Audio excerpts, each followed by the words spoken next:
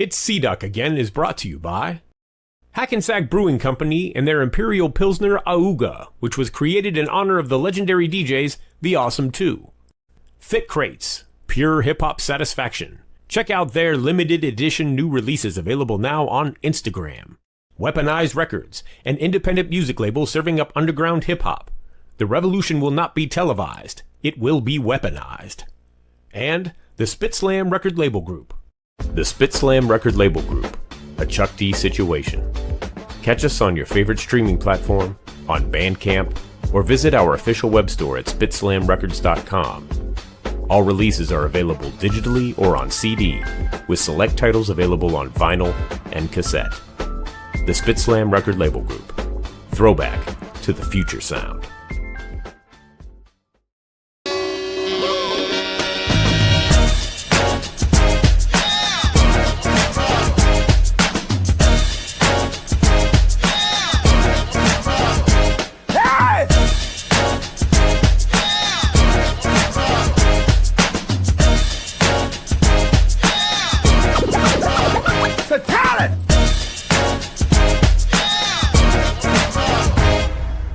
It's Sea-Doc again. Yes, indeed. What's up, party people in the place to be? How is everyone tonight? It's another Tuesday night. Welcome to It's Sea-Doc Again. And we're going to have some fun tonight. You can already tell. First up, got to introduce the squad. First up, she got her start at the very first 24-hour all-hip-hop station, KDAY in Los Angeles. Talking about Jennifer O'Jenny, our lady from the heyday of K-Day. Yeah. What is happening? Is that your Batman mask, your piece? Yeah. Yeah. Like the Peace Master. Or if I've been spending, for some bizarre reason, too much time watching RZA. Oh, yeah, that'll do it. I would do that. Yeah. Yeah, what's happening? What's happening? J-O-J. Same shit, different day, same loud ass birds. Yeah, I'd expect nothing less. You know, it's that thing. Nothing I can do about it. Soul Buck in the house. What up, Soul Busy? Soul Buck. Yeah, and if you didn't check out the mixtape Sunday night, go back and do that after we're done here. So and can I just say happy birthday, Smooth B? Yeah, happy birthday, Smooth B. Notorious, glorious, knowledge is infinite. He lives in a fortress. Yes. What's up, brother Ron? We were just talking about you. So, yeah, literally a minute ago. So, what up, man? Also joining us tonight, of course, he's got the dopest account on Instagram. If you don't follow him, you are truly nothing but a sucker. Ladies and gentlemen, Ultramax 7. Jennifer. Oh, excuse me. Jenny Digital. Sorry, Jenny Digital. He's checking out the RZA. Too much RZA. What's up, yo? RZA. Doc, what's happening? What's up, bro? What? Doc, I have to apologize to you. Yes. You gave me instructions, and I forgot the instructions. I'm sorry. It's all right. I kind of figured that happened, but that's okay. It hit me when I was going home. I said, oh, man, I forgot. Yeah, I think I have an email to try, so I'll try the email. I mean, we have, okay, try, but we have his manager's contact. So. Oh, okay. Okay, yeah, cool. Yeah. All right, excellent. We'll figure it out. Yes. So things went well Saturday? Oh, they went swimmingly. Excellent. We will talk about that after. We'll talk about it. We spent some time with a Philadelphia hip hop legend. We're gonna go back. It's gonna take us back into rhyme. Ladies and gentlemen, please welcome to the show our guest tonight, the one, the only, Parry P. Where he at? He owed me some money. Where he at? He owed me some money. Oh, that's me. Hey, what's up, y'all? Parry, do you owe yourself money? No. Hey, probably. Probably. Oh, this gonna be fun. What's good, man? How are you? I'm good. I'm here. I'm breathing on schedule. Let me see. Yeah. Oh, wrong head. Wrong head. Breathing on schedule. There you go. That's what's up. That's what's up. Thank you for joining us tonight. Thank you for having me. Yeah, of course. I'd like to always start off with, what do you got going on these days? Well, I just got out of the crazy house. I was no, I play all the time. Now I'm always in a place called Jules every second Saturday, up in Chestnut Hill, 7719 Crittenden Street, up in Philly. I got some other situations coming up. I got a lot of private affairs coming up. Like people like to hire the fat man because they be like, take me back in the day, take me back to the block party. I want you at my, when I started, and it started to phase out as I got older. I was doing 30th and 40th and 50th birthday parties. Now I'm doing 50th, 60th, 70th, and 80th. Yeah.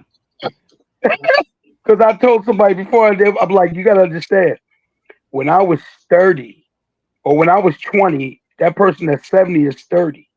And that person that's 80 was 40. We was all at the same block parties. Yeah, sure. Yeah. So now I'm like, oh, school the way you like it.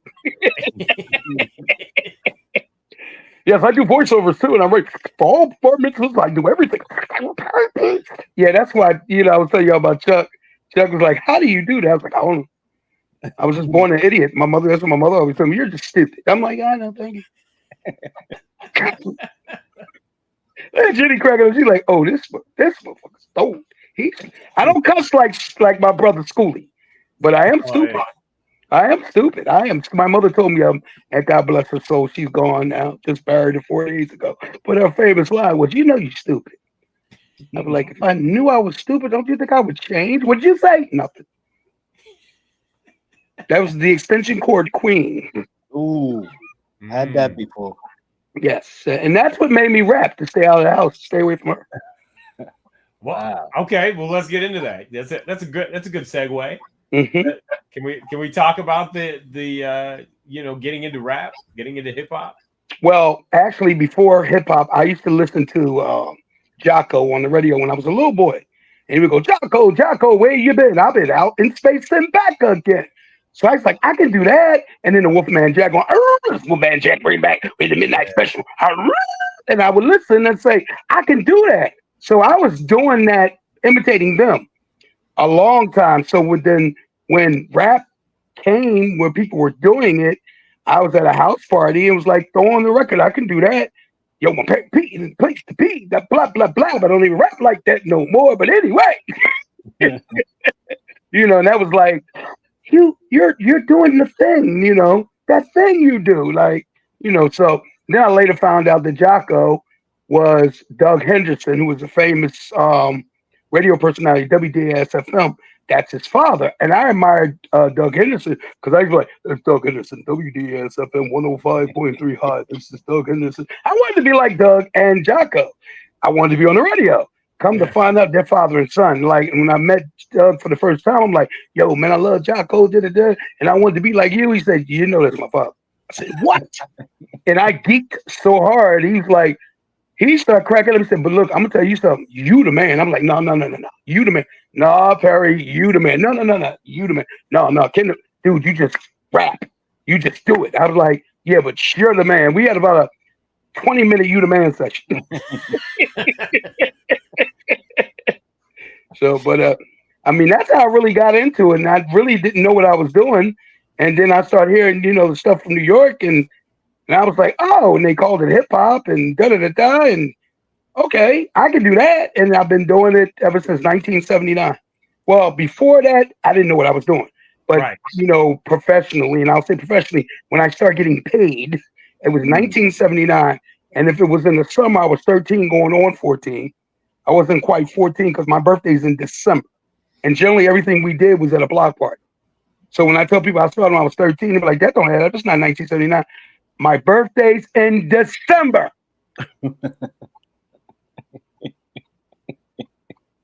Oh, okay. Okay. I get it. I get it. Thank you. So what was the scene in Philly like? What, like the block parties and stuff, and Well, the block party started with the bands playing. They were jamming with the bands. Yeah. You had a lot of bands, battle of the bands, and then the DJs they would DJ. It got into like who's the best DJ, and it was like a blending kind of situation. Reggie T was a DJ around my way. The first guy I ever heard. Mix Apache and Drummer's Beat. Extending 2 records, I didn't hear that until New York.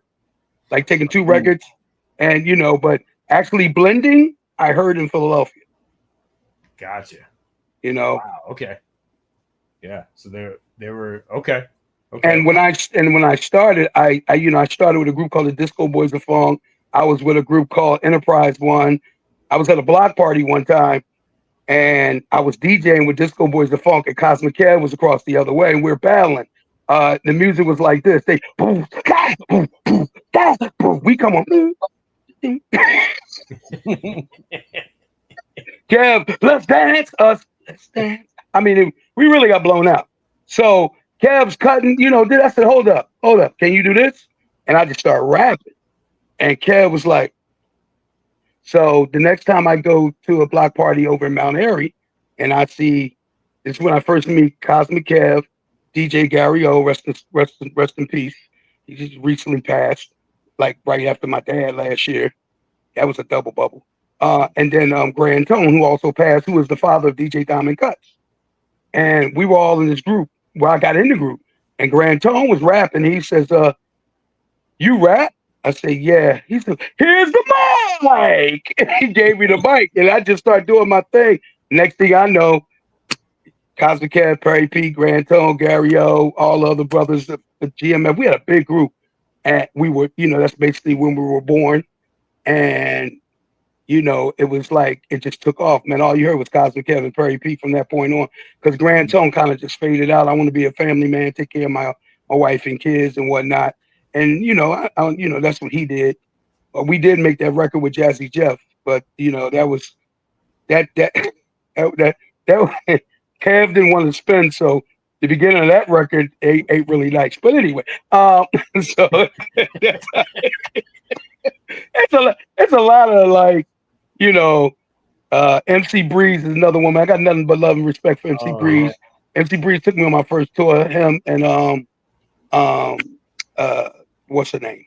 I don't like her no more, so I'm not gonna mention her name. But anyway, we were on tour down in North Carolina. Yeah. So you're gonna get a lot of what's her names and stuff. Like, I'm just keeping it real. Don't ask me nothing about Lady B. I'm not answering it.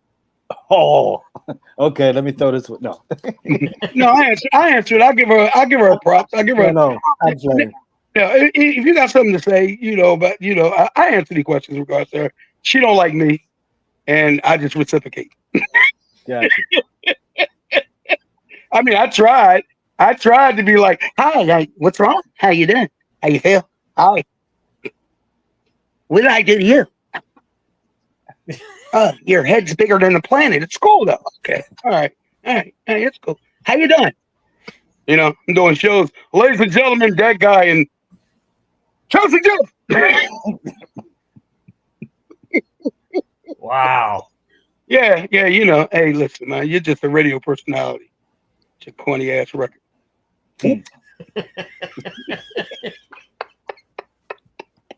Oh man. Okay. So, Parry Don't Parry. Oh. No, it's all good. No. So when did things start to like? So you started hearing stuff from New York, and then were you guys going up there? We were getting tapes from up there. Okay. Like tapes from surfers. I didn't go to New York till I was grown. No, that's a lie. No, that's a lie. I was taken to New York. I was actually supposed to be signed before Run DMC. I had a meeting with Don Cornelius, the owner of Profiles at the time. Captain Boogie put it together. And this was before Run DMC even got signed. I ran back to Delaware with my wife. Captain Boogie came to get me again. So they asked my mom, where that boy at? Well, he went on to Delaware, but I'll tell him to come back. Came back and, had it all set up again. I was supposed to go up there. I ran back again. Wow. Ran back to Delaware.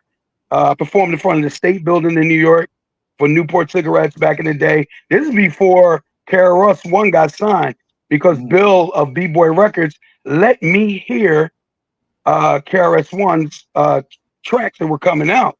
And I was like, who the because that was the label they were signed to was B-Boy Records. It was the guy by the name of Bill that owned it.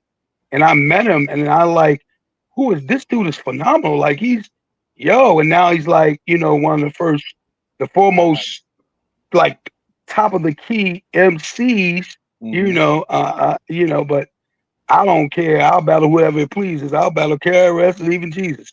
That's just me. But yeah, I said it. I ain't never ran for the battle. I ain't never lost because I don't write nothing. Never have. Right. Everything that comes out of my mouth, it's always new.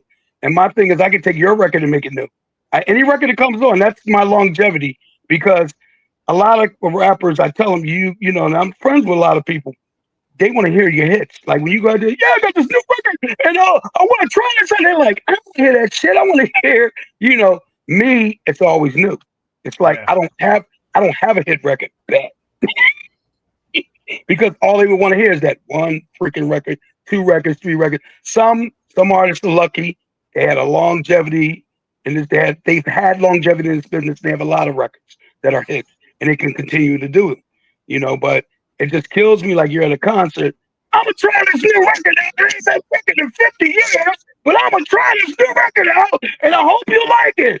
Bing, bing, bong, bong, ting, ting. Man, if you don't play your original, but that's how it goes. That's how it goes. I mean, that's just how it is. I'm like this 24/7, Jenny. Jenny is like, look, Jenny's like, this motherfucker crazy. Oh, excuse me. This dude crazy. How long?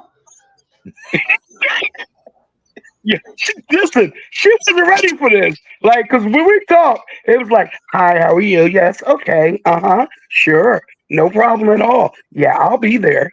Yeah, so how are you? Yes, nice meeting you. She didn't know she was going to get all that motherfucker crazy. He just as crazy as Schoolie. He just don't cuss a lot. Yeah, I'm batty. I'm 60 years old. I'm blessed. I'll be 61, God willing, in December. So I'm grateful. I'm still here. I gotta laugh. I gotta laugh to hurt the pain. Hide the pain. I said hurt the pain. Ain't this? Hurt it back. Yeah. Anyway, all right. Let's continue because I talk too much. What were you say, Ultra? You were about to ask a question. No. You just brought up Run DMC. Didn't they bite some of your rhymes? We battled Run DMC at Kim Graves. And it was me and Grand Tone and Iceman. Here we go. Dum diddy dum diddy diddy dummy dum dum diddy dum diddy. And Grand Tone said, because Iceman and Grand Tone had a routine. I didn't have a routine because I rap from the top. So he says, Iceman rock to the T.O.P. Right? That's what Iceman said. Iceman rock to the T.O.P. Grand Tone said, and why you wear those glasses? And then he said, so I can see. The crowd went bananas. We destroyed Run DMC. Me, Cosmic Kev, Grand Tone. And then my part, I just started, I go for it. Whatever. I'm way louder than Run. So, and they went ballistic. Next thing I know, they make a record, and at the end of the record, my man D says, and if you say we bit the rhyme, we're going to have to fight because we just made the motherfucker up last night. Oh, shit. But I love D. That's my guy. I love D. I'm not going to say I love Run. He's an arrogant sack of shit. But anyway, no. No, I'm joking. Run is all right. Yeah, but I love D. D has always been the humble one. Yeah. D's very humble, man. That's my guy, man. When he came to Philly, he called, but I don't know. Maybe it was just, no, we didn't do that. We just happened to remember that it came through the cosmos. And it was, I don't even remember that night at Kim Graves, man. That's probably what they would say, but at the end of the day, who cares? Like, I'm where I'm supposed to be. And I didn't get a lot of deals for situations. I'm glad I didn't. You know, I might have had a baby oil adventure. You know, I might be P Diddy for real, like Parry Diddy. I might have got so big I lost my mind, started squirting baby oil over everything.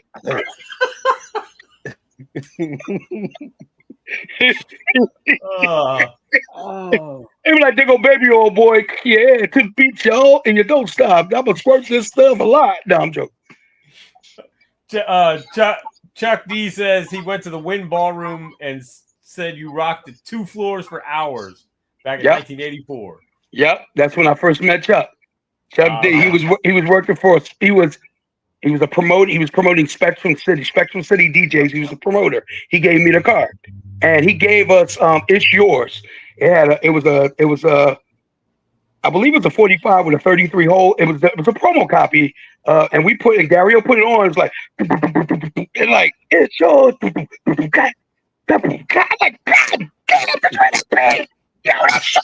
Crazy. The whole the Wagner's Ballroom was rocking. Captain Boogie had the sound system in there. Al Gray. Everybody know Captain Boogie from around the way. Yo, Captain Boogie, like he that bull, right? Sound DJ. Oh, now. So we heard that. I looked at Chuck. He was like, so he said, "Yo, man, when you was doing those voices, man, what do you use?" I said, "Nothing. I'm just there. Hey, Chuck, how you feel? It's Parry P. Because you love. Such your own soul." He said, "Damn, listen, I'm gonna call you, right? I'm putting together a group." I said, "Really?"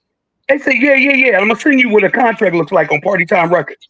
So he didn't tell me what was on, but the contract was on Party Time Records. This is before Def Jam was really, because when we got It's Yours, it was on Party Time Records. It didn't say Def Jam. Def Jam came later. So I see what the contract structure, looked at it, threw it up on the desk, like. Next thing I know, I walk in the store, like I was telling you, C-Dot, I walk in the store, I see Yo Bum Rush the show. I'm like, that's fucking Chuck. And that's what I said. I cussed. That's yo, that's Chuck. Yo, tell the story, man. Listen, I go in, I'm just telling the story, man. Chuck, I walk through the store, I see Yo Bum Rush the show. I said, "That's Chuck D." I call Chuck, "Yo, Chuck, man, what's up, baby? Listen, can I get in the group?" No, we already got the group together. But listen, man, I'm gonna call you. I'm gonna keep in touch, all right? Hey, listen, man. I was in a record company, and I had no contacts in the record company other than to play them. But I had talked to many guys. I told many people, y'all need to go down to Philly and sign Parry P, because he's like Melly Mel and all those cats rolled up in one. And, cats is like, and we started even dealing with the Next Plateaus and the Select Records and all the independent cats like that. And like I said, and like you said, I just wanted to promote people. Yeah. Right there, but Rick didn't want nobody else. He just wanted me, and I was like doing everything to push people in front of him. But he must have known what he wanted, and that's how that happened to be. But hey, man, you was always on my scope, and I would also holler out the many cats. Y'all need to go down the Turnpike and check out Parry P. Because we were getting stuff like from Goodman on Pop Art. So I was thinking, okay, any second now, Parry gonna come up with some records. That's what I was thinking. Cause cats started coming out of Philly, and with Schoolie in '85, and then later on with Will and Jeff, and of course Steady B and Cool C and Marvelous and Cash and all that. So I was like, I did do one record. I did one record with Jeff. It was Jeff, me, Jazzy Jeff, and Grand Tone. We had one record, and it was the first record Jeff ever did. It was but we did it. It was the time that all the Roxanne records came out. We had Bust a Move, and on the other side, it was the Saga Roxanne. We were signed to a guy named Al Richardson, who was on, it was what was the Street Arts Records. It was distributed by 4th and Broadway. I never liked the record, one thing about me, I just did it. I just still do it, just on the beat. And and that's, I was telling, Ultra and C-Dot and Jenny, the longevity of me is that I can rap on anybody's record and make it mine. So, You know, a lot of people they have a song, they want to hear your hits. Me, I'm gonna turn your record to a whole nother record. You know, I even do reggae, so it's like crazy. But that's how I remember that you was rocking 2 floors in the Wind Ballroom, and you would rock the upstairs, which was it was kind of crazy because we ain't know the history. But I always like to go down to Philadelphia more than New York just to hang because the girls would fly there, the brothers were more peaceful. It was more like Long Island. And I even got the box haircut before New Yorkers got it. You know what I'm saying? They like, why you and that was the second time we met. The first time I met you was at Wagner's Ballroom. That's when you gave up that "It's Yours." You gave it to me, and I gave it to Gary Up. Right. And I was telling them that beat came on. That was like, God, what the? Yo, the crowd went ballistic. First time they ever heard it. And I mean, they danced. I said, yo, that's a big record. It's going to be a hit. Yo, you know, man, listen, man, I'm going to tell you another thing about Chuck, y'all. My baby mama, my son's mother, who's 33 years old now, she said, you don't know no Chuck D. You always talk about you know somebody. So she was going to Temple University at the time. And she said, well, if you know Chuck D so much, I got seats and I'm sitting up front. And you sit right up front with me. And if he know you, then he might say something to you. I said, okay. I sit up front. Chuck tells the whole story about Philadelphia. How he first came down, named everybody.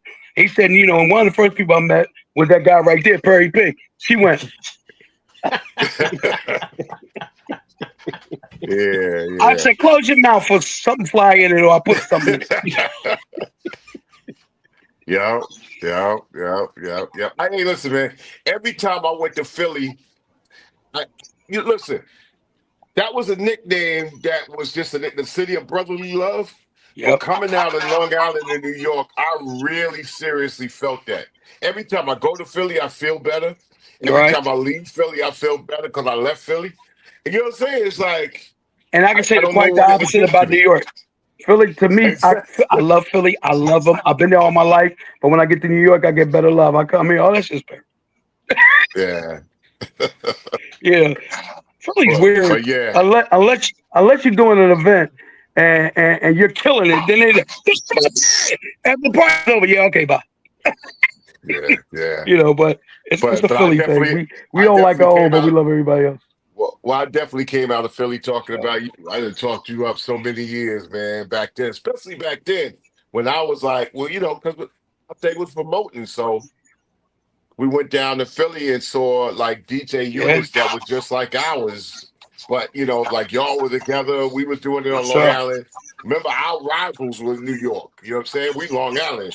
And then we the first one that really said, we not trying to be like them. We trying to be like us. So we aligned with Philly to match up on New York. But I mean, that was a little crazy egotistic time, but I enjoyed the rivalry.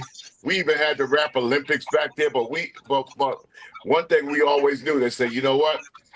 Philly got some cutters. They got cutters, they got scratches, and they got MCs that stay in the beat because the DJs ain't making no mistakes. And then we admire that. And see, I got to give my DJ props, Cosmic Kev, because me and Kev started together with me. You know, all you heard was Cosmic Kev and Parry P at one time. And, you know, here come Jeff and Cash Money and Light and Rich. And there's a whole lot of other DJs I could name, man. But, you know, Jeff is the most humblest dude I ever met in my life. You know, Cash is also humble, too. One thing about the DJs in Philly, they don't talk a lot with their mouth. They really talk with their hands. And it was like You're right. You know, they don't talk a lot with their mouth. I mean, the first time I saw Jeff, he was a kid. Like everybody was a kid. But we all were. He came in his radio station and he didn't even look at the floor. He didn't look at nobody, and his head was like this. So I thought that was like, wow, this dude's a little arrogant. And he tells me like later on, says, I was really scared. Mm-hmm. So I didn't want to look at nobody that. Just came in there like this. We had now he's one of the like that. And now he's one of the top premier DJs in the world.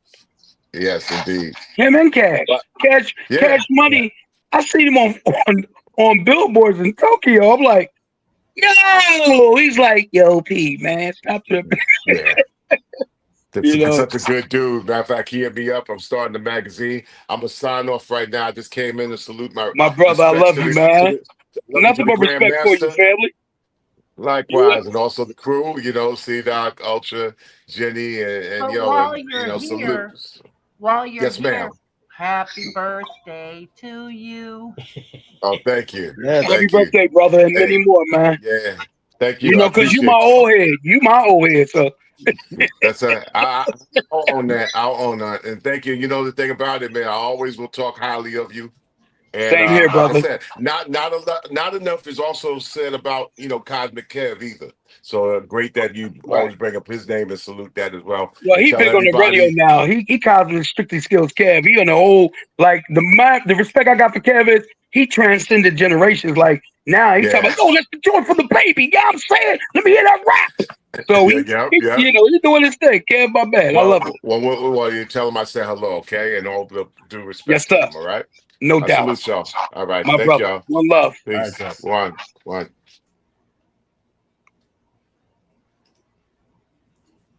Oh, so that just made my night, right? So like, we interrupt the broadcast to bring you a special bulletin. I'm out, peace. No, that's my brother, man. That's my brother, Chuck. Yeah. Now anybody who's watching, Perry wasn't lying. He really do know Chuck. Yep. And I think, one thing about me, I always tell people, like, give me props. I go, I ain't nobody.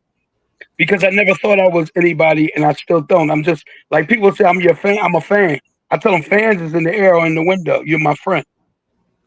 I have friends. I don't have fans. I think people who have fans become very arrogant. Yeah. I can never love when I'm not. I'm just going to chill.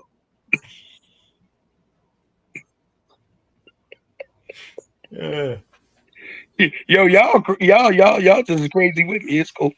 No, I just yeah. You keep us going. Yeah, exactly. That's right. Oh, so you got any more questions, man? Because you had a list, like you had like you rolled that joint out like toilet paper. Like, I'm like, damn. Like, what's your blood type, Perry? Well, I don't know. I think it's alien 0.5.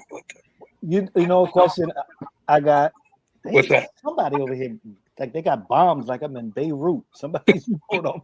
Oh wow. If you know, who invented the Transformer?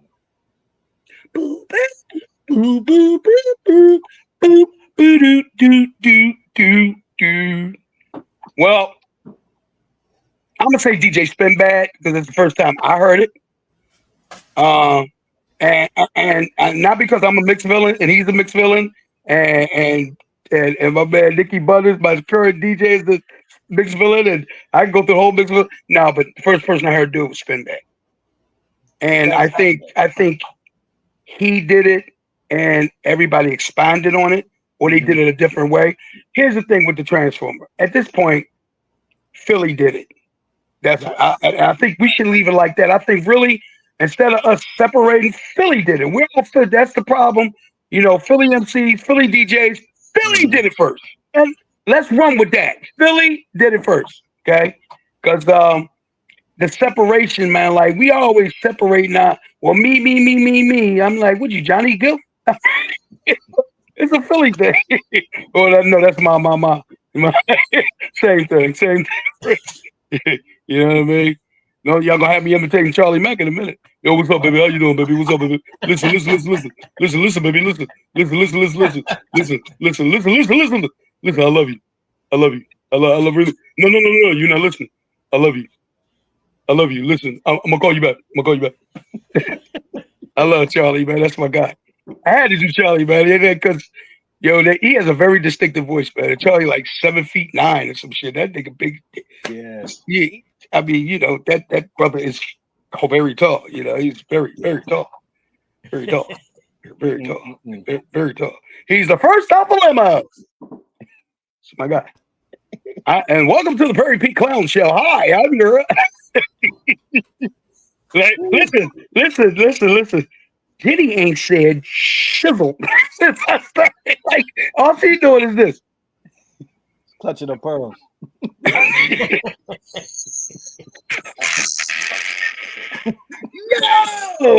Yo, really, Alton? Really? Yeah. Wow. I got another question for you. Go ahead, brother. Shoot. Please, How literally, did- don't. Don't shoot. Wait. Ask the question. Well, talking about getting shot, didn't you get shot at when you dissed MC Caesar? Damn, you know too much. Hold the witness protection. Yo, you about to go on witness protection. Yo, yes, I did. In fact, it was a girl named Chriselle who actually got shot. I met her we were talking about the incident at Dance Escapes where they shot at me because they were mad at me because the first rap beef ever was me and Caesar. I made a tape and it was the Commodore Hutch. I said, Caesar got herpes. Got herpes. It'll make you sick. Herpes is all in your dick. Herpes ain't that the shit. Herpes. That shit went all the way to South Philly, and he was hotter than hell. So he's like, I'm a kid. He used to talk like the boy from the Force MD? No, not Force MD. What's that group? With Bo Legged Lou and them. I'm a fuck you up. Well, that's how Caesar used to talk for real. Perry, I'm a fuck you up. And he was big as shit. He was tall and big. I'm a little skinny motherfucker. When I catch you, I'm gonna kill you. So they seen I did my thing at Dance Escapes. They were there. Robbie B was, down with Grandmaster Nell and them. And just for a little information, if you didn't know, Meek Mill's uncle is the legendary Grandmaster Nell. Mm-hmm. But anyway, I'm coming out of Dance Escapes. There you go, get it. Pop, pop, pop. I'm like, oh shit. And the girl falls and she's holding her stomach. And they break. I met that girl. The cops came, locked them up, all that good stuff. I met that girl on Facebook. We're the best of friends now. She literally took a bullet for me. Her name is Chriselle. But we met on Facebook. I'm telling her, about Dance Escapes. She said, that was me. I said, what? Then I talked to her mother. She's like, yeah, they shot my baby that night. So I said, Chriselle, whatever you want, whatever you need, I'm always there. She literally took a bullet for me. Yeah. Wow. Yeah. And I thought I would never meet her. I always wanted to meet her. Like, I'm going to say one thing for sure, two things for certain. Everything in this life I wanted to do, I did. I didn't know my father, my biological father, none of my life. I met him in my late 40s. We became friends. He passed. I had a dad that raised me all my life and my mom and whatnot. But everything I ever wanted, everything I wanted to be, everything I wanted to do, I've done. So if I die today, tomorrow, I had a great life. And if people say God ain't real, then there's something wrong with you. Because my Lord has always blessed me. Wow. Always. I've never not known not doing what I want to do or having what I want to have. And what he does now, he gave me everything I wanted. Now he just gives me what I need. Word. And that was my sermon. I will pass the plate now, or you can call 215-PARRYP. I take credit. No, I'm done. I do this all day. Imagine being married to me. Like, Jenny, you would be like, I hate him. I hate him. I hate him. Because I'm what am I? I don't even know anymore. Okay, I'm back. Our homie Hype Style wants to know if you have any 3 times dope stories. Oh man, listen, 3 times dope. Love them. They're one of my favorite groups next to the Tough Crew. Those are my 2 favorite Philly groups of all time. I talk to Chuck Nice all the time. Okay, ES is ES. I love you to death. On Act Nicholas on the whole vibe, on the whole metabolic instrumental situation. You got to understand, Barry. That's ES. ES is gonna give you his whole breakdown in Act Nicholas world. Woody Wood, good friend of mine as well. Woody Wood's very humble, laid back. Chuck Nice, man. Chuck Nice. Yo, Chuck did a lot of tracks for a lot of records I didn't even know he did. I found out later. I don't have any real stories per se because like they came out after me. Like when they came out, I was already old school. Like I tell people all the time, when I was out, Busta Rhymes was part of Leaders of the New School. Remember, when he came out in Leaders of the New School, I was already old school. I just started when I was 13. That's the problem. Yeah. If there is a problem, but I listen. I'm still here. I'm still doing what I do. And now the worst thing about hip hop right now I hate is that the young people are very disrespectful. They don't know what to say out their mouth. You got to know the code of the street. OG is better than old head. Old head mean they being disrespectful. If they call you my G, triple OG, you good. But when they say old head, that's when they're being disrespectful. They got they got the zips, they got the rips, they got all kind of codes. I know a lot of them. It could save your life. And it's and even when in hip hop, they don't honor the forefathers. They don't honor the originals. They'll be like, "Yo, man, that motherfucker whack." I'll be like, "Are you crazy? If it wasn't for him, you wouldn't be you. You wouldn't be doing what you do." Exactly. Yeah, but man, that's that back in the day. And I'm not talking about Jim Jones because I'll wax his dumb ass. Jim needs to sit down with that bullshit he doing. I'm putting it out there. I hope he see it. Whenever, wherever, I would destroy you, and I'm 60. That's just, hey man, I'm not clout chasing or nothing. I just love hip hop. I do what I do, and it ain't gonna be what you think, family. It's not. It would never be what you think. You're gonna go, oh snap, yeah. And I ain't, Then I see Benzino, man, stop. Yo, I got 6 gats and I'm gonna kill everybody with my young boys in the back, and they looking stupid while I'm back here trying to do it. We in the alleyway. I got nothing really to say. Shut up. Just stop. Stop. It's like the Resurrection Repass Tour. Stop. It's the Resurrection Repass Tour with a bunch of old motherfuckers you don't want to see. Brother Ron wants to ask about the legendary block party on Seymour Street in the Hollow with Estro. Yo. Kid Destroy. Estro was a famous wall writer, but he was also known as Kid Destroy, the beatbox wonder boy. This young man came up with these little drum machines, the 909, not the 909, the real small rolling drum machines. He hooked them all up together. He had a speak and spell, a Simon, all this stuff. Like he was like a mad genius. So everybody's like laughing. Because we end up battling Easy Mike in Soundstage, but on that particular night that Ron's talking about, everybody's looking at stuff. It's in a guitar box, the guitar, the thing you carry the guitar. He had it like, he had everything lined up. Everybody's looking like, what is this? Like they're looking at it like it's garbage. He goes, which word? ESTRO. Which word? ESTRO. They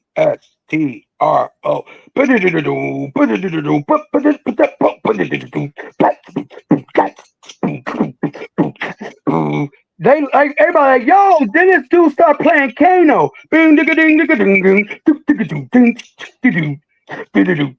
mean, it sounds just like Kano. Yo, this boy was, he turned out to deal with Mantronics. Like him and Mantronics wanted to work with him. And Estro was so weird. He's like, nah, man, they trying to steal my stuff, man, and I'm like, yo, dude, you know that's Mantronic? Nah, because our original beat for Bust a Move, he was supposed to do it. Some guy named Space did it, and it sounded like some guy named Space did it. But anyway.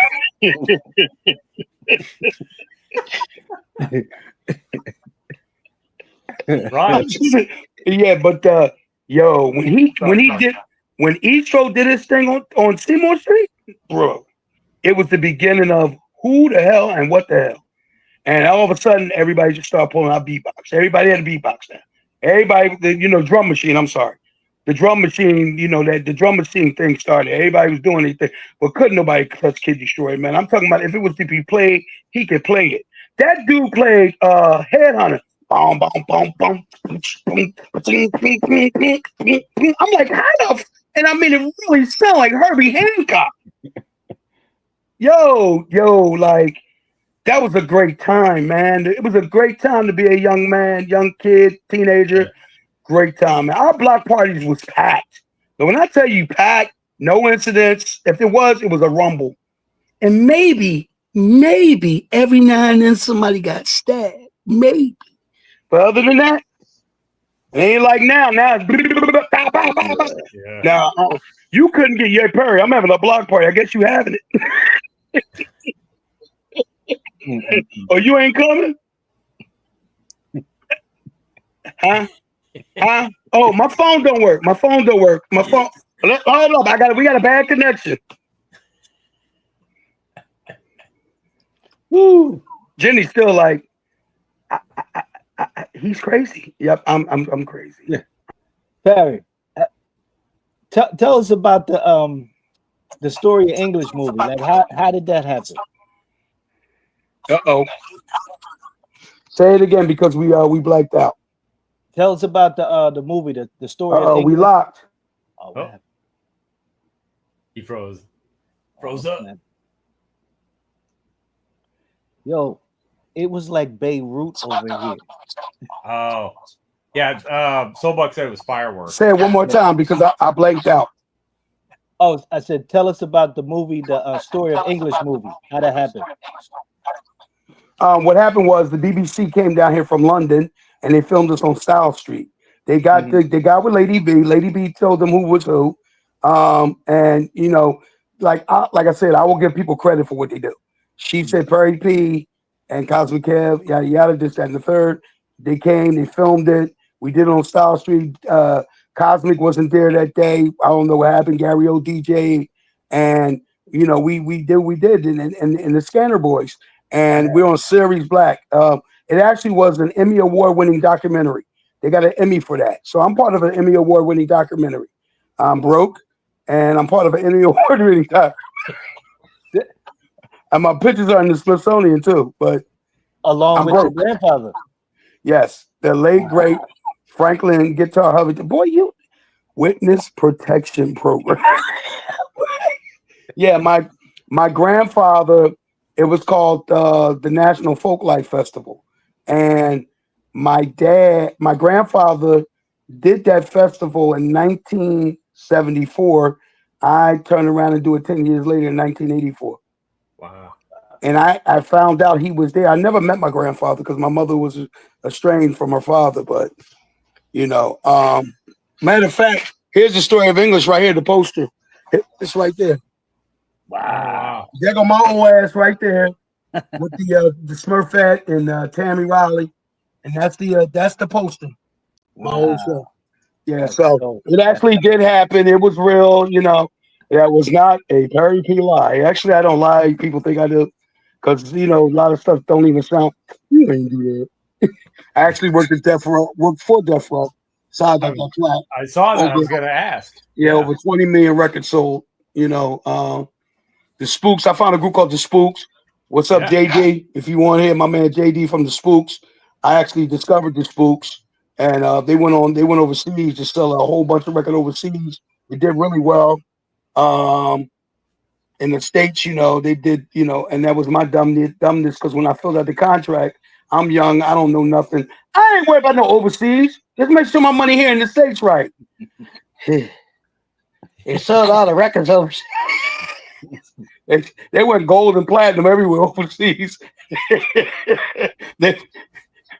Damn, Perry. That was another Perry dumbass mistake. Back to you, Jim. And another news. Frank Holiday wants to know about your battle with LL. Me and L cool. We're gonna leave it alone. That was when he was smaller. He's too damn big now. He the goat. He probably body, you know, bench press goats and shit. That's a big dude. I'm gonna let that go. I'm gonna not talk about that. But it was the Friends Club in Maryland, and somebody said, I busted ass. Somebody said that. You know, that's what they say back in the day. You know, but you can't prove that stuff now, so it doesn't matter. You know, I don't like stuff like that. And I was joking about that. I don't fear nothing but God. But it's like I don't like to get into like yeah, back in the day, I put such and such, and back in the day, I did. Because it's a lot of old cats to be doing that now. Like, yeah, when I was relevant, I did. No, Nick, nobody want to hear that. Don't nobody want to hear that. So, like, there's a lot of cats I battled back in the day and I bust their ass, but who cares? Like, and fortunately, a lot of them are doing very well, way better than my broke ass. But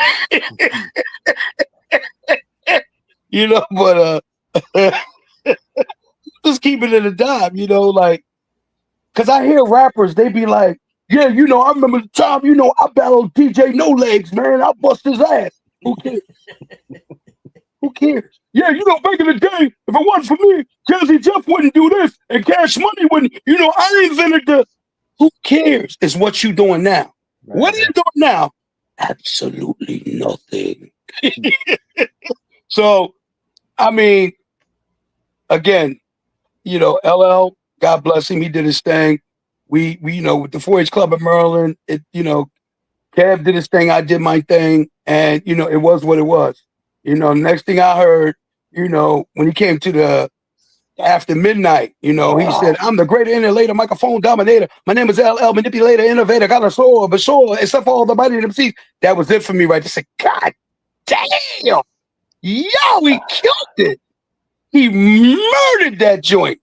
Like, so, but see, I really appreciated LL because he could rap fast as fuck back then. And all my records, see, like people got to understand when they be surprised I can rap on really extremely fast records. I was rapping off of numbers. It's yours. I mean, it's time. Our beats were like 133, 132 BPMs per minute. So like,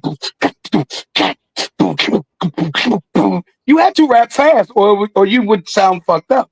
Yeah. Like our tempos, now the tempos is like,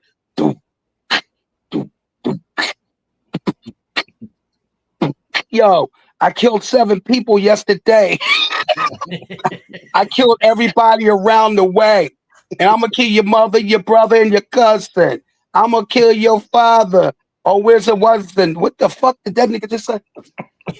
Where's the Weston? They be making up words and stuff, man. Like, but I'm not knocking the current hip hop. Do what y'all do. Everybody get that damn machine going. Are you rapping or singing? Right. Yeah.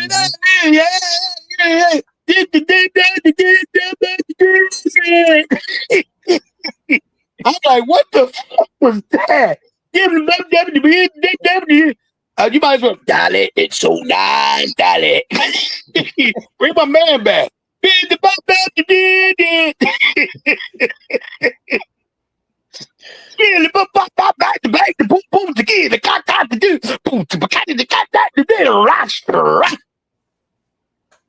Like, and Melly Mel was famous for that. Yep. I used to be like this, damn, what I do? Why he keep screaming at me? To the beat, and you don't quit. I'm sorry. I'm gonna try. That was my. I'm gonna be honest. Melly Mel. I used to idolize Melly Mel. I really did. His voice. I was sitting on the corner just wasting my time when I realized I was the king of the rock. Got on the microphone and wanted to see the rest was my legacy. I was born to be the king of. I was like, man, that boy. His voice and the stories he told, you could actually see the stories in your head. Yeah. Because we really didn't have no videos back then. Them videos was corny as fuck. Yeah. It was like black and white under white and black. I don't know what the day was like. like stop. It was the Wizards, like Super 8 or some shit. I don't know. Like the quality now is like incredible, man. It's very incredible. Very much incredible. Yeah. So. Yeah. Yeah, so I'm grateful, man. Like, again, hope I didn't offend nobody tonight, and if I did, I don't give a fuck. But oh man, hey, School A, I'm keeping up the legacy of being a dickhead.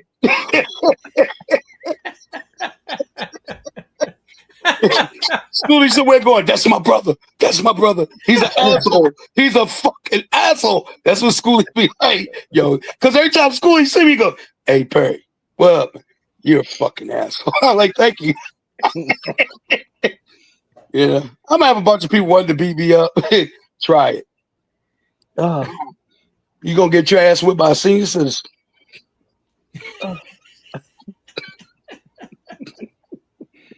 I will cut you with my AARP card.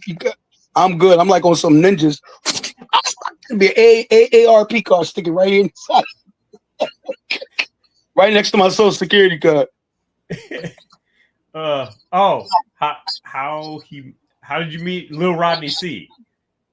I met Rodney C on the bus, man. I was on my way on the Peter Pan bus coming back from New York, going to Philly, and I'm sitting there. He's sitting in front of me, and we just sparked up a conversation. And he was like, "Yeah, my name is Rodney Stone." I said, "Rodney Stone?" He was like, "Yeah." He said, "Yeah." Well, you ever heard of the Funky 4 + 1 More? I said, "Yeah." He says, "That's me, Lil Rodney C." I said, "You're right." He said, "No, that's me." So I said, "Yeah, no, it ain't." He's like, "Yo, it's me." And we kept talking. We talked. So I went and looked at did some research, and lo and behold, yo, that's the dude I see on the bus. That is him, right? Then later on, I found out he was married to Angie Stone. Right. It's like, yo, you're the man. Listen, Rodney has been a friend of mine for a long time. From that first encounter on the bus, we've been cool ever since, man. That's a cool dude, man. Wow. You know, Rodney, all right with me. You know, that's my dude, man. You know, and that was a real big record. It's the joint. Dun, dun, dun, dun, dun. I'm gonna do a reggae version. But then, Mike, I believe that skill comes real, cause we do that. Grab the microphone and flip it out through that. Anybody anywhere, we never lose that. Watch me now. I do that. Oh, I'm sorry. I went back to Jamaica. My bad. Lick shots everywhere you say massive. Oh my God. I'll be at Jules this Saturday night doing my thing. 7719 Crittenden Street. Jules with a grown folks party. Hi, see you there. I will be committed soon, so I'm glad y'all got me. Are you gigging constantly? Like, yeah, this Saturday at Jules. Yeah, I'm there every second Saturday. I wasn't joking. I'm really there every second Saturday. That's why I'm asking. Right. Me and DJ Nikki Butters every second Saturday at Jules. We do so it's the Leo thing. Like all you Leos, let the lion roar. The Jules, Parry P, DJ Nikki Butters in the mix. Oh. Imagine having to deal with me all day long. What? Oh, yeah. Oh, that's an ugly dude. Oh, that's me. I'm sorry. Well, I look like a damn Muppet. Like a Muppet in a Gucci hat. I said, it's the Parry P Muppet Show. I'm like a fucking Muppet. Listen, if you can't talk about yourself, and I know I'm fat, and there should be, listen, I'm gonna say this, because I say stuff like this all the time. There should be 3 sizes: fat, fatter, and you ought to be ashamed of yourself. Guess what size I'm in? Forget all y'all.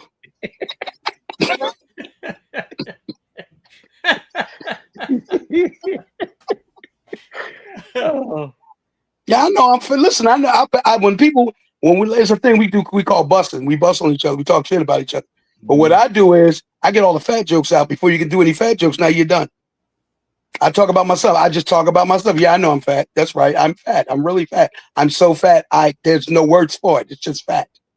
Not PHAT, but FAT. I adore it. I love it.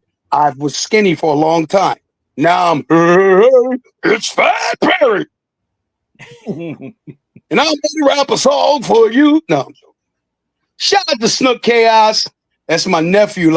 He's one of the first MCs back in the I think the late 90s, early 90s, something. That's my nephew, right? But he used to hang with the Wu-Tang, do stuff with them. I'm going to give him his props, you know what I mean? At the Red Zone. He's an asshole like me. And hey, Snook Chaos, I'll let you know. But he's very, a lot of people know him, man. He's really well known as an MC, host, the whole nine, man.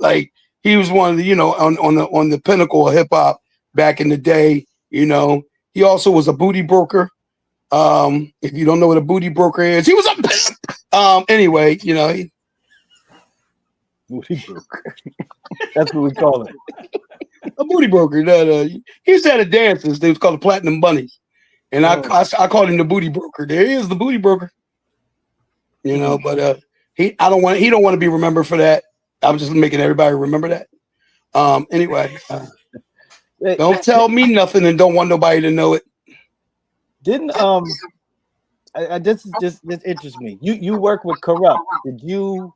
I guess you're older than him. Did you know him from back in Philly or? Yep, back in Philly, back the Hollow up, back Germantown. Corrupt was little Ricky. His name is Ricardo Brown. That's his real name. And I knew Corrupt back then. Corrupt used to come to block parties and watch me before his mom, Miss Sharon, God bless her soul, shipped him out to L.A. I later met Corrupt, and they formed Entre Records, where he was the president, I was the vice president, Joe Marone was the CEO. Mm-hmm. And we did a lot of things. We worked with a lot of guys who talk like that. Hey, throwing it to me. Hey, Perry, you better hey Perry, fucking record better. It better fucking spin. It better hey, listen, hey Perry, hey, listen to me. You listen to me, you piece of shit.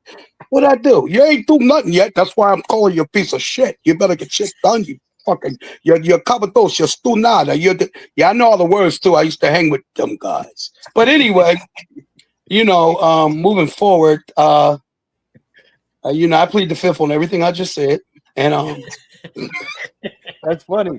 I just went to Joey Molino's cheesesteak place this weekend.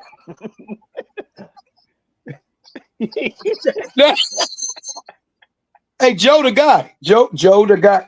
Listen, yeah.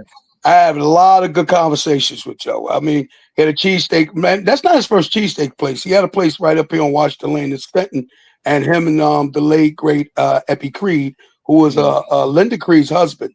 We would sit back there, talk and whatnot, and talk the music game, business and whatnot. And so he was very instrumental in a lot of situations in the music behind the scene. Joey's a good guy. He listen. He's a good guy. Anybody say anything bad about Joey, that's your dumb ass. He's a good guy. Did I say he was a good guy? He's a good guy. Joey don't watch this. You ain't got to worry about it. Yeah. No, even if he do, I would never say nothing wrong about Joey. That's being around him and some other names I can't name and I won't name. That's why I got these mannerisms I didn't ask for. Like my hand, it just automatically does this. And my fucking neck goes into my. What are you talking about? And all it's I got 3 chins because of them. Hey Perry, you want lunch? Hey Perry, hey, let's go to dinner. Hey, Parry, we're going to breakfast tomorrow. That's all they freaking do is eat. And guess what? When I walked in that bitch, I was 200. I left that bitch. I was, oh my God, you're still alive. I go on the scale. Everybody's scale goes, I think it goes to 300. My scale goes to get the fuck out of here.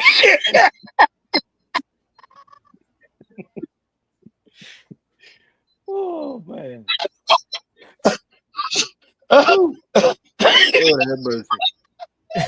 Yo, no, I'm serious. Listen, everything I'm telling you, I went to the doctors one time, right? Check this out.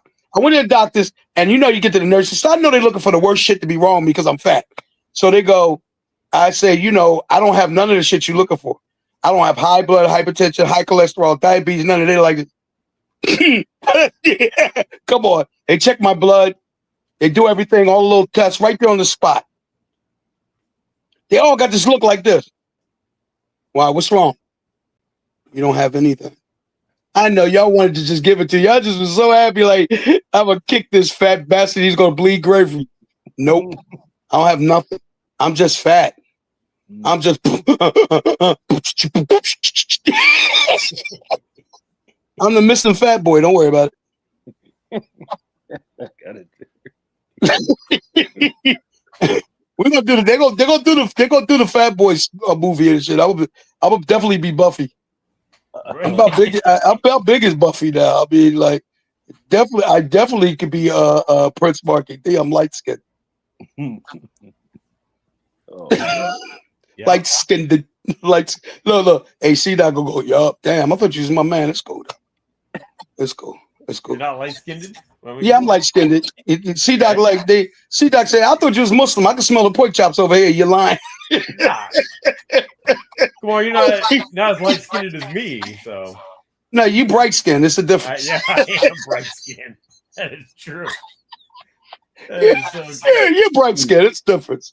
Listen, I'm black, white, Hispanic, Native American, and Portuguese. I am the American dream.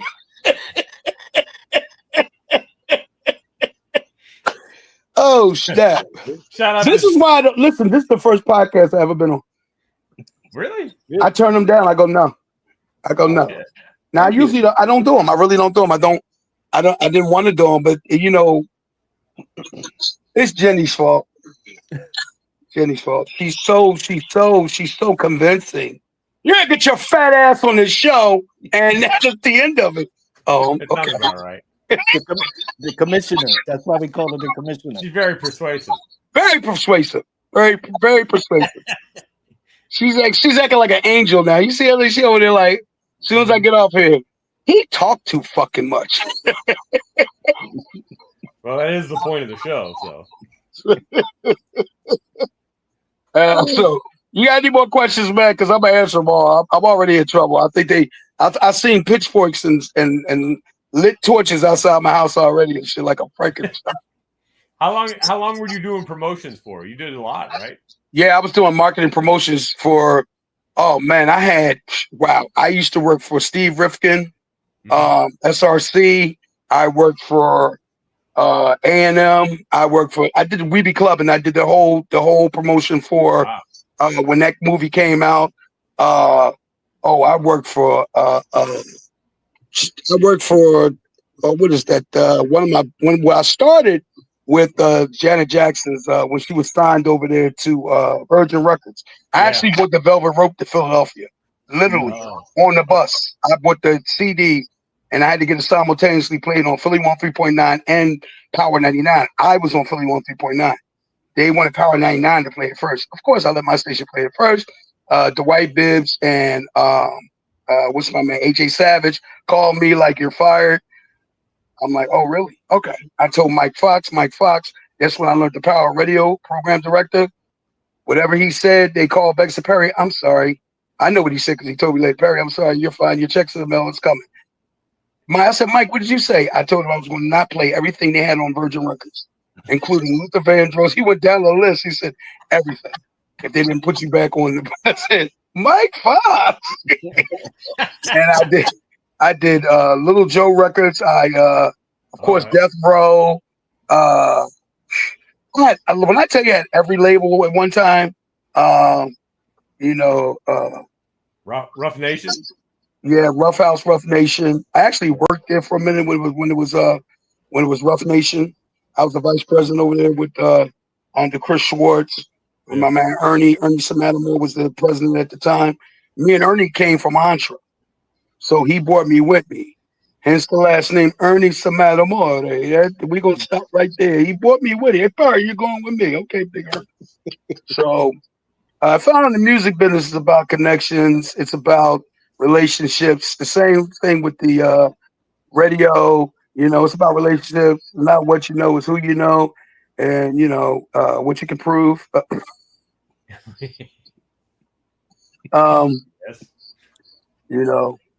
With Jenny, I know who Jenny is. When she said Katie, I said, I turned into a super fan, and she's like, "Oh shit, like that's you for real?" Yo, like she's legendary. I'm just a fat 400-pound 2-liter Pepsi double bucket of chicken eating motherfucker from Philadelphia, but she's legendary. Witness protection program. My bad. I'm sorry. Yeah. Oh, okay. Yeah, we all gonna be in there by the end of this. Yeah, and also you right across the bridge, so they'll get me and you first. So. 2 for 1. Yeah, 2 for 1. Yeah. That's how I go. I ain't coming to Jules this Saturday. They're gonna be like, there he is, get him. But I do have a permit to carry, so you better. I will light you up, and I'm a senior citizen with a game. Yo, I'm looking at myself. I do look like a fat LL Cool J.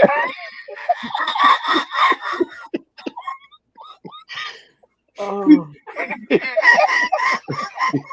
Did anybody notice that Shawnee Bean from the 783 is in the comment? I did. Where's Sean B at? That's my guy. I was gonna shout him out, but we started laughing about stuff. So Sean B 783. Listen, I didn't even know I was working with Sean B at 783. I just knew him as Sean B with his last name. I don't know if he wants to put this whole government out there, but I'm like, then they was like, you know who that is? I'm like, Sean, he's an entre. We work together. We did. No, 783, Sean B. No, it's not. Get out of here. Go to computer. Oh shit, that is. Oh, shit. Sean. Oh, yo, that mugs and he said, yeah, my brother. Yo, seriously, why you ain't never say nothing? I didn't know I had to. I agree and also disagree. That's my guy. Sean, that's my guy, man. That's my guy. He'll forever be my brother. Yeah. That's for sure. And he don't forget nobody's birthday. Like, Sean will call you like happy birthday. I'm like, damn, when's your birthday? It passed, but happy birthday, man. It passed. Yeah, I ain't shit. So I've been told that all my life. You know you ain't shit. Okay. Sean asked me last night to remind him so he could come on. Whoa, that's dope. That's my guy. It's definitely my guy. Yeah, so my wife probably upstairs going, fuck him, that fat bastard. He made me some fucking frozen fish sticks and some fucking fucked up ass fucking French fries. That fucking fucker. I pushed out 2 kids for this bitch, and this is what he gives me? Fucking frozen food, the fat fucker. Oh, I gotta ask Why you about am I so hard on myself? I don't know. I don't know why you're so hard on yourself. There Hey! You done smoke me up. What up, Sean B? What up? What up with you, bro? Hey, I love you, bro. I love you as well, bro. What is it, like 7? You got to be in Cali. It's like 7:13, ain't it? Yeah. I'm driving. But yeah, man. Let me tell you about Parry P. Couple of things. One, you need to be a comedian. All this MCing stuff you talking about, yeah. 2, like you didn't know who I was, I didn't know who you was. I still ain't nobody. I still ain't nobody. Man, and that's where I want to correct you. That's where I want to correct you, because you like being humble and don't matter about the past. It does. This is why we need to hear from you. This is why we want to speak with you, because the truth won't be told, and the story will be redirected, and the narrative will be changed if not for these kind of conversations, and if not for you taking the credit. So you busting that little ass, which we really want to know the truth. Did you win or not? That's what we really want to know. I never lost a battle in my life, so I guess I answered that. Okay, then there we go. So LL, this man right here defeated the GOAT when he was a calf. Is that good? Yeah, it's good, because he wasn't a GOAT then. He wasn't a GOAT then, Man. Now he bench pressing goats. Yeah, man. Yeah. Look, even Jenny popped out of here on that one. She said, fuck that, witness protection. Out of here. I ain't messing with Sean and Perry on that one. I'm getting out of here. Man, but seriously, do you remember the time when we thought Joe Marone was Joe Maloney? Yeah. And I thought, no, y'all thought Joe Marone was Joe Marlino. Marlino, yeah, that's it. And I said, no, it's not. Because it was Kevin Black kept going, oh my God, what the fuck did you get me into? I'm like, Black, it's not who you think. Oh, yes, he is. I said, no, no, I know, because I seen Tyrone, they're all them guys. No, that's not Marlino, that's Marone.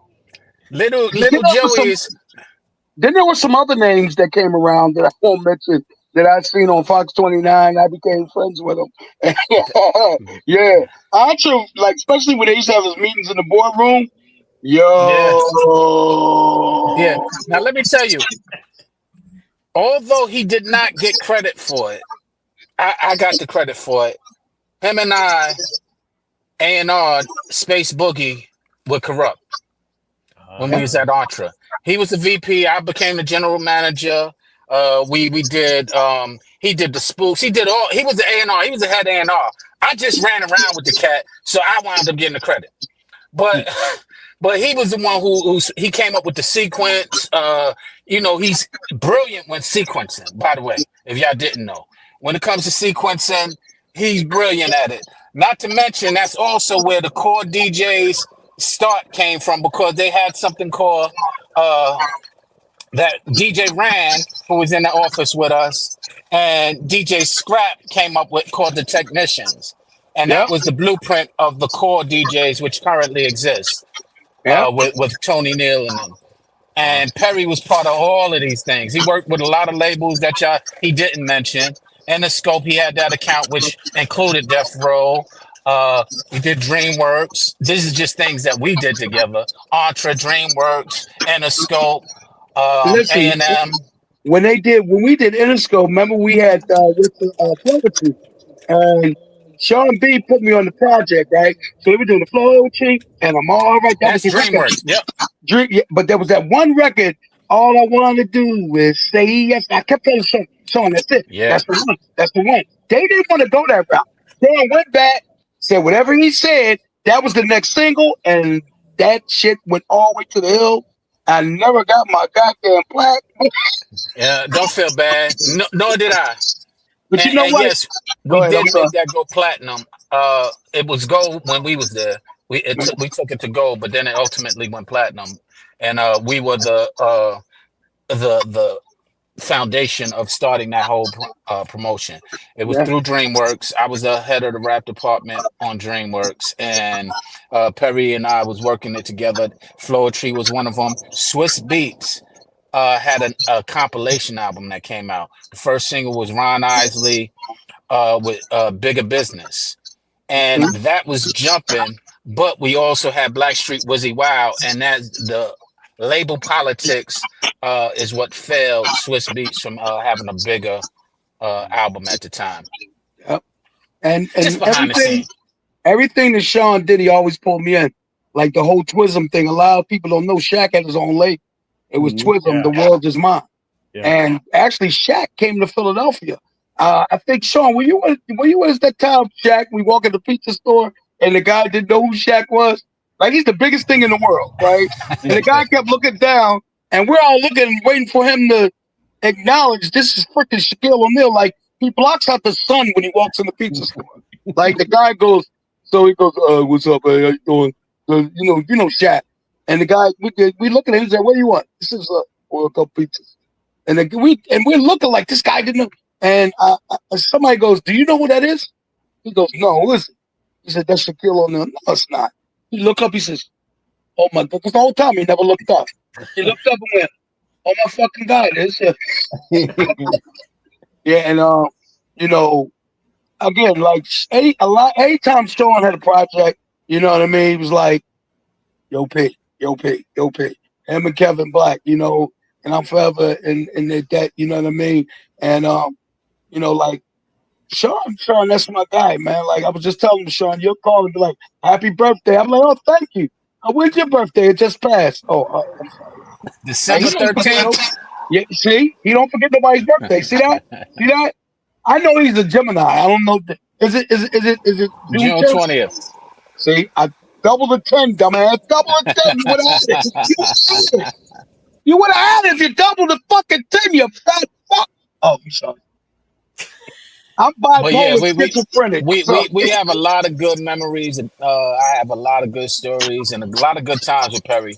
Great guy, always been a great guy, very entertaining. Matter of fact, I called Jen to tell her she should have Perry, and she was like, I know Perry.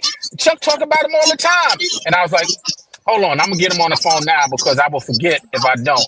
and here we are. So Yeah, salute to you, Perry. Thank you, Uh, brother. I saw Chuck on. I've been watching the whole interview. I've been entertained, thoroughly entertained. So I appreciate that. And I don't want to steal any more of your shine, but enjoy, bro. Thank you for all the memories. Thank you Thank you, for all brother. of your contributions to hip hop Thank you, brother. that And my you've done. cash app is no. No, you mean my cash app with Oh, all this stuff that I'm saying. I got you. I got you. I'm going to Witness Protection Program right now. Oh man! All right, y'all. Y'all have a good I love one. you, bro. All right, Thanks, love y'all. Sean. Love y'all. Love you Peace. too, Pete. I'll talk to you soon. Peace. All right, peace. There you go. And it's see you back again. See you next week on another episode. Almost. We're almost there. I got one more Almost there? question. One more Go ahead. question. What? No, when I'm did not you put- yet. When I'm did you not put yet. out the? When did you put out the Defenders project? That was in the 80s. That was my man KB Will. Me and KB Will. Motivational spiritual hip hop. We that was the only time in my life I ever wrote.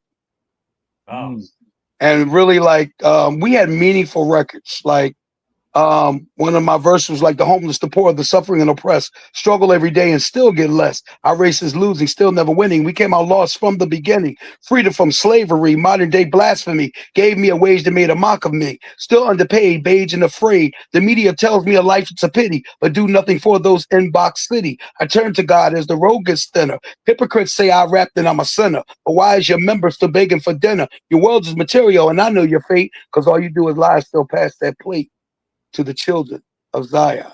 I was on that type time. wow. And we were getting a lot of gigs. We were opening up for rock and roll bands and stuff like that. We were doing down the African American festival on Penn's Land, and we were doing a lot of gigs. And it was a lot of people like changing their life because of the things that we did, and I'm grateful for that. It just went. I ain't gonna say it went to the wayside. This was before gospel rap. So Cookie Gonzalez, who was at 4th and Broadway, wanted to sign us before Vainglorious. This is protected by the red, for black, for green, with a key. Say, we were gonna get signed before X-Clan. Okay. But they wanted us to say Jesus a lot. And they wanted that we would have been like the first gospel rapper. And they said we didn't have an image, but X-Clan had an image. So the deal we were going to get, they gave it to X-Clan. Oh, okay. Because we didn't have an image, but we had the lyrics. They really but you gotta get more into the Jesus thing, because we were doing motivation spiritual rap. We never did the gospel, nothing, because we tried to make it for everybody, not one religion, just for everybody was spiritually grounded. And that wasn't what they wanted to do. And again, X-Clan came, had an image, they ran with it, and that's how that went. So yeah, that was me and my partner KB Will, who's also known as Prince Dread. And he was big in France, man. Still is. He did a lot of that what is that? That high end fast tempo music. EDM. Oh yeah. Okay. Yeah. So if you Google Prince Dread, that's also KB Will. And he's been my brother for 47 years, I think it's now. We've been friends since we were like, I think 14 and 15. And we still brothers today. That's my brother. Everybody's like, it's amazing. He's an asshole too. We're both assholes. So, I have a lot of assholes. Like if he's listening or if he watching, he go, yeah, he just called me ass. Really? Really? You probably go, really, P? I mean, listen, can you believe I got put out of school for being a clown? Really?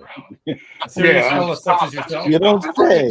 Yeah, I don't, and Sean gave me, like, a lot of people told me, why did you be, like, my whole school thought I was going to be a comedian. All the teachers, like, I got put out, like, I didn't even have to, I got biology, chemistry, geometry, general science, biology, chemistry. I got an A in all the classes, didn't have to go. the teacher, Jim, who was the science teacher, say, just don't come to my class. I can't teach. You keep making me laugh. I will give you an A in everything. Really? Really? I ain't got to take my own classes no more. Yes, don't come. Just don't come. Like I was horrible. I was terrible. And hip hop was the outlet for so I could get the attention I need. Yeah. Oh shit. Oh, what happened? I don't know. You're too close, man.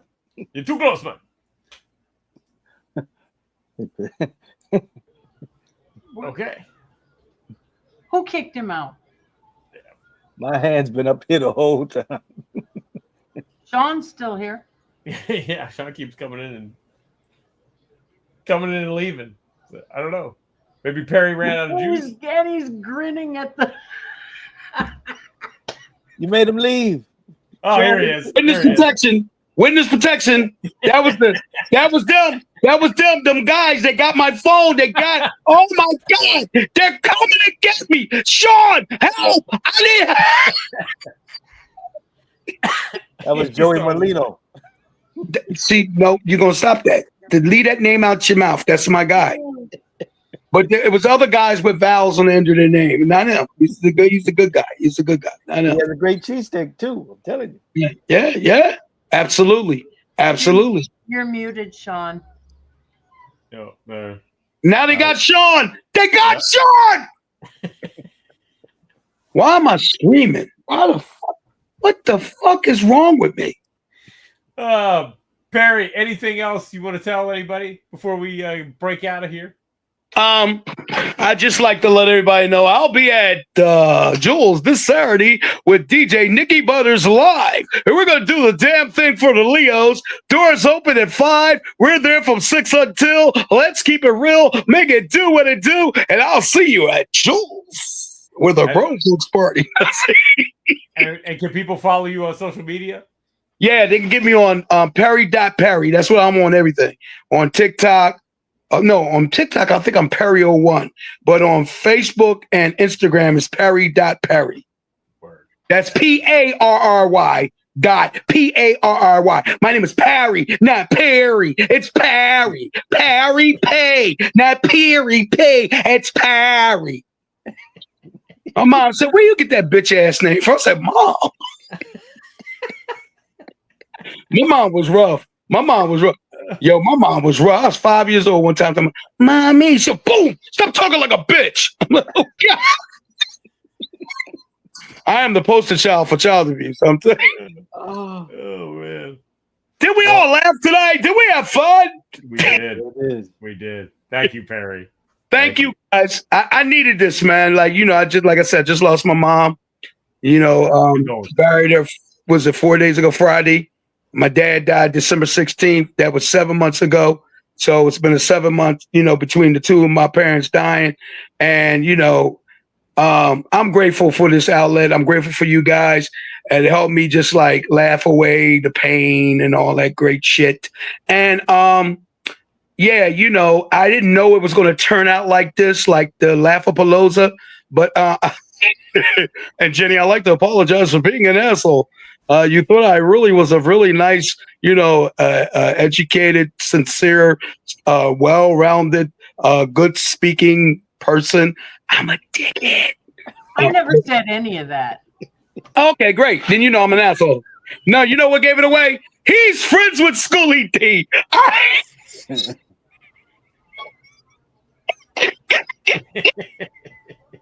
Yeah.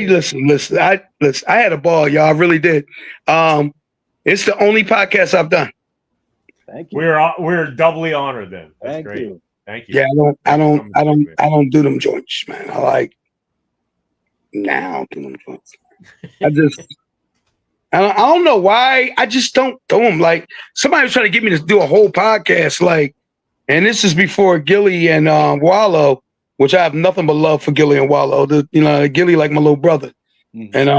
And mad respect, man. One time I was doing something and behind the stage, Gilly goes, and this is before he blew up with Wallow, before they had the big thing. And Gilly walks up to my wife and says, yo, this guy right here, you don't understand. Your husband, yo, man, it like him, he paved the way for a lot of us, man. And by Gilly just saying that, that made my day. Because a lot of times, and you got a few people that say that. A lot of cats don't say that. You know, one thing about Philly, they get to. I've noticed you know, Jill Scott. Me and her used to be in a group called Dark Lords. I actually told Jill to sing. She didn't want to sing. She wanted to do spoken word. She did put me. She does mention me on one of her records, her previous projects, The Magnificent with Jazzy Jeff. She mentions everybody from Philly. All right, good. That's what's up. God bless you. But a lot of people get to a certain level and they don't remember, like, who paved the way for you, like who the ones used to come to block parties and watch. Yeah. And I think that's corny. New York has a great habit of saying, you know, the Melly Mel's, the Busy Bees, the Shy Rocks, they, you know, the Grandmaster Caz is, you know, the Disco. I can keep going, right? They acknowledge their legends and hold them in a high regard. Right. You know, even the ones that made records, didn't make records, but the beginning, they acknowledge it. The Cool Hercs and everybody in that era. Well, in Philly, I'm from that era, the beginning. And a lot of cats, they don't open their mouth. Know who I am, will acknowledge me when they see me. Yo, P, man, you was this, that, you know. And even some are like, you know, like even in the Beanie Siegel era and in the Freeway era, they know who I am. You know, they yo, what's up? You know, they know me. I heard the name, you know. Yeah. But a lot of them cats, they don't talk about the history of the, you know, and some of my people that's my age that are in certain positions don't even want to talk about old school no more. Like I don't do that no more. I think that's corny. It is corny. It is. You know, I think that's real corny. Like I don't forget where I come from, and I know where I'm at. And I'm not trying to be something I'm not. I'm only what God made me, and God made me an MC. God made me Parry P. God made me a rapper. God made me a upstanding person who tries to do the best he could do. And several times, you know, a lot of people tell you, I'll say, I'm not doing this shit no more. I don't feel like doing this shit no more. But when the beats come on, I can't help it. I love what I do, man. I love hip hop. I love what we've all created, what we've all championed for.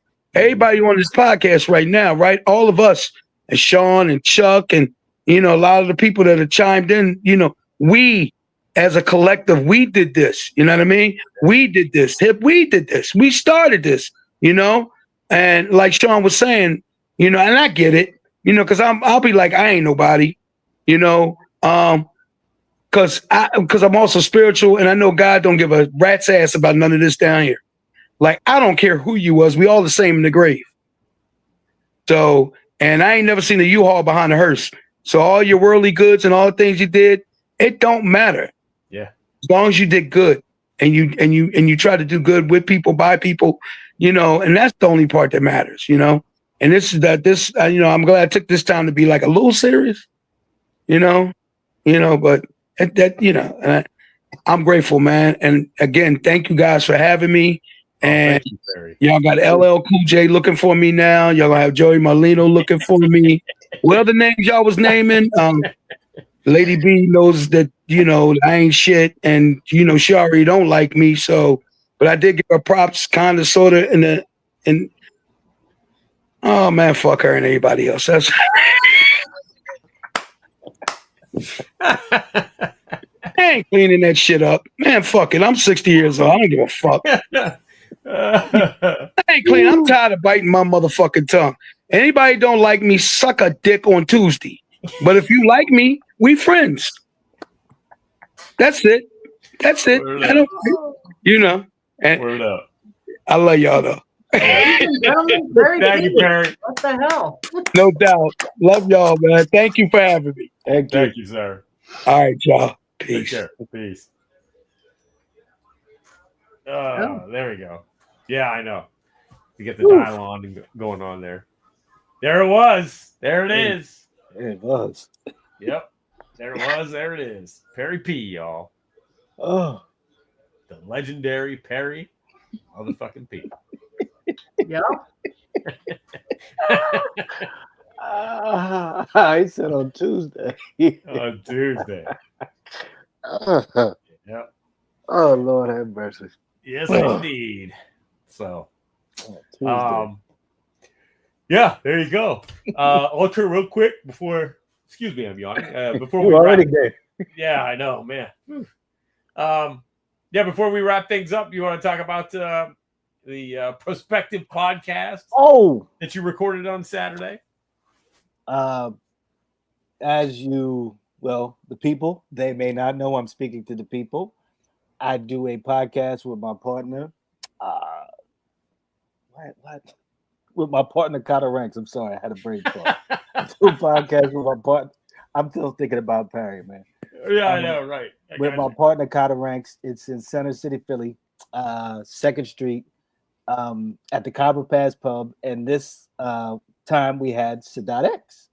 Yes. And good turnout. It was a great conversation. I'm feverishly working so we can try to get it for Friday. That it would post for Friday. If you know who DJ J Ski is, he filled in for Carter Ranks. So we had J Ski filled in DJ, and it was a great event. Good time. Fantastic. And I'm sorry, C-Dog, I forgot to. It's all right. We'll figure it out. It's And before I forget, can we rest in peace, Hitman Howie T? Yeah, most definitely. Yeah. Most definitely. I've been bumping a lot of Chub Rock lately, so that'll be a whole nother conversation. I'll leave it alone. Yeah, but yeah, thank you everybody. Everybody joining us. To keep a lookout for the new episode of the Prospective Podcast, Ultra Mag Sadat X. I can't wait to hear it. And and we got the Angie Don't Stop radio show coming up on Mixcloud this weekend. And Sunday, right here on Channel Zero, we will have the mixtape, DJ Soul Buck. And Buck will be spinning the music of our next week's guest. Who we got coming up next week? Oh, I got to check the calendar. Okay, hang on. Let me check the calendar. Ultra? Who's next week? Huh? What do you mean, huh? You set it up. Oh, is it Tone? I don't know. Yes. It is. Oh, just say it. She has been listening for 5 months. I know everybody. Taking it back, if you remember the group Style, remember Tone? I think he goes by Tone Z now. Check that out. He'll be in. He's actually the brother of Special K and Tila Rock. So we'll get into some of that, but Tone will be here next week. And next week, next Tuesday. So Soul Buck will be spinning on Sunday, 8 p.m. Eastern Standard Time, right here on Channel Zero. We'll be back next Tuesday, 9 p.m. Eastern Standard Time, right here. If you like what we do, please like and subscribe. Tell a friend. Tell 2, maybe 3. Tell your buddies. Anyway, thank you, everybody watching us live. Everybody watching on the replay, and we will see you next week on another episode of It's C-Doc.